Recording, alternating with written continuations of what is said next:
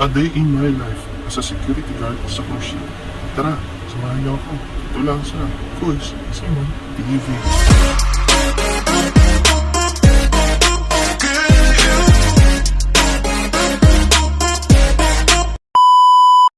Morning mga quiz, off na pala namin at maaga kami lumabas ng ship para makabutan ng shuttle papunta ng city. Uy, sana all!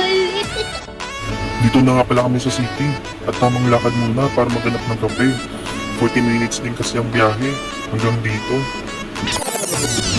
Model ko nga daw muna yung coffee, sabi ng kasama ko. Oh, yan. First step ko nga din palang gumala at lumabas dito sa Brisbane. Talaga namang mamamangha ka sa ganda nito.